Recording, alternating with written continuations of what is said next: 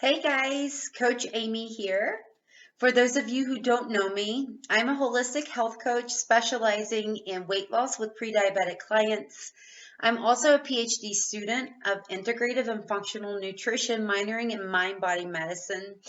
And I'm also a certified personal trainer and founder of Culinary Medicine for Everyday Living YouTube channel. So, over the past couple of weeks, I've been talking about different diet and exercise approaches to weight loss. But today, I wanted to turn the conversation to something that's very near and dear to me because it's deeply rooted in my health journey. And it's honestly consuming a large part of my research in school at the moment. And what that is mindfulness practices and how they relate to our food choices and developing a healthy relationship with food. So, just going back, my health journey actually started when I was going through my divorce, and that's over a decade ago now. And I've mentioned before to you guys that I had a 180 turnaround in my health over the last, over a decade. And back then, I was a heavy drinker in a codependent, abusive relationship, and I knew nothing. Moderation was not in my vocabulary. Everything that I did in excess. And honestly, my saving grace back then was in a few of my colleagues, but specifically one coworker. He saw I was going through some really rough life stuff, and he gave me a book on prayer and meditation. It was a spiritual book, and by then I was an agnostic. I kind of was not believing in anything. However, I took this book on because I was prepared for any kind of help, and that's when I started meditating daily. As I worked through that book, and when I did, my body started changing, guys. I no longer wanted unhealthy foods, and that was the start of it. I started craving vegetables and any of the dairy, ice cream, my go-tos for stress started falling away naturally. And honestly, I was surprised. I had a conversation with another coworker who is still a very close friend of mine now. And she suggested that I, learn a little bit more about being a vegetarian if that's the choice that I was going to make. And that honestly, I started studying nutrition, and what has that story is really what has brought me to you today. So my journey started with meditation.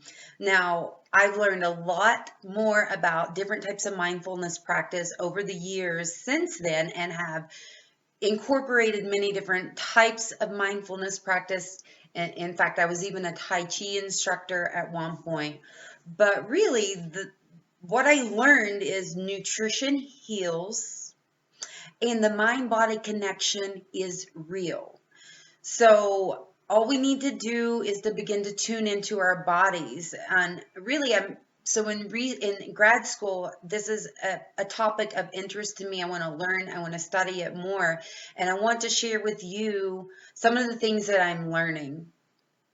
So my intention in this series over the next week or so is for you to again have evidence-informed takeaways and practical recommendations of how you can begin to heal your relationship with food in order to support your weight loss journey and your overall health goals. So to start this conversation today, it's just an introduction. And I want to answer two questions. One, can mindfulness help with weight loss and dieting? And the second question, can it help with eating disorders? These are two things that come up in my coaching with clients. And the short answer is yes. But I want to talk to you about the research of why we know that it helps. Researchers find that mindfulness is associated with less impulsive eating, reduced calorie consumption, healthier food and snack choices. Again, now I'm going to link all the studies, but that's been my experience when I started practicing mindfulness to aid in my stress. I started craving healthier foods. Now there's also research to support it. Another study has found that a mindfulness-based weight loss program led to greater mindfulness, a greater ability to control portions. That's such a big issue out there, is portion control. The people in this mindfulness-based weight loss program saw significant decreases in their weight, and they saw a decrease in their tendency to overeat in response to stress, or some people have that if they're at a party or and there's a palatable spread, something yummy looking food, they can't say no and they can't stop.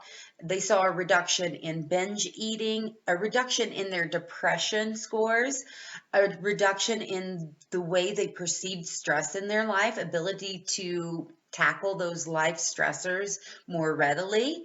They saw a decrease in physical symptoms and negative emotions. And in yet another study that was an intervention focused on mindful eating while at restaurants, proved to be effective in helping. This was with women. It helped them manage their weight. The women who participated in this particular study, they lost weight without focusing on losing weight. They lowered their average daily caloric intake and fat intake just with incorporating mindful eating strategies. And they felt more confident in their ability to lose weight and manage that weight loss on their own. That's called self-efficacy. And that is really at the heart of what, as a coach, I do, is help guide my clients to finding that ability to manage their weight in a healthy way on their own.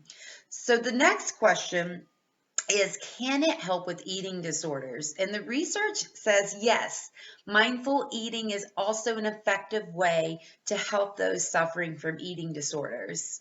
So a review of a specific mindfulness-based eating awareness training found that it decreased the frequency of binge eating episodes. It improved self-control when it comes to food, reduced symptoms of depression in those with binge eating disorder.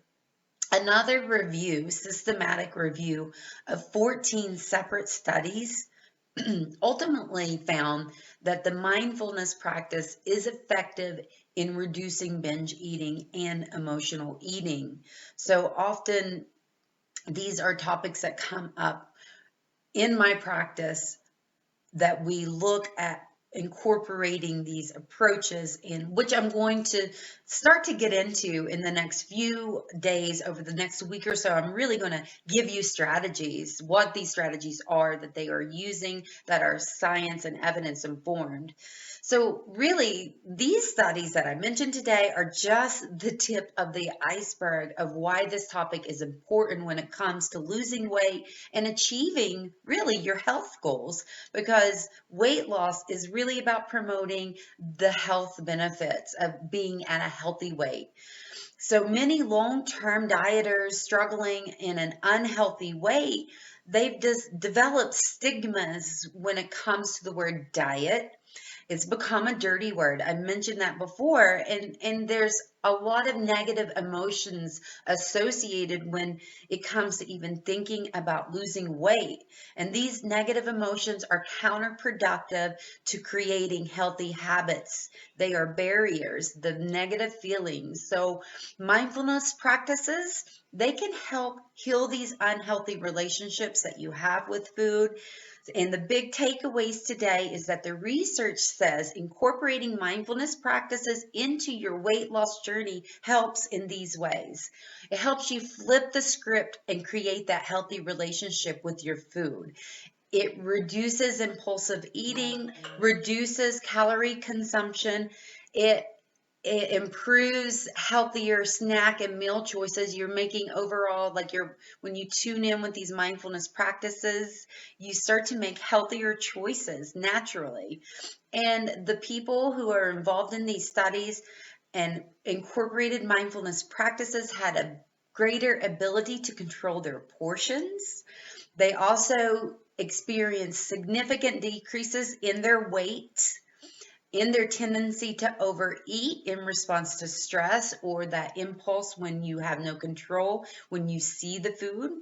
It reduced binge eating, reduced their depression levels, reduced their perceived stress. It reduced their physical symptoms and ailments and reduced their negative emotions. It also increased their confidence in their ability to maintain a healthy weight and lose weight, to achieve their healthy weight. So over the next week or so, guys, tune in because I'm going to be giving you some takeaways, practices, questions, journaling prompts for you to start incorporating these mindfulness practices around your food and into your daily life so that you can begin to achieve healthier outcomes, guys. Thank you for joining me today. I appreciate you tuning in, and I'm excited to share this topic that I'm so passionate about. And I will see you tomorrow, guys. More on mindfulness and how it relates to your food. Thank you for tuning in. Bye for now.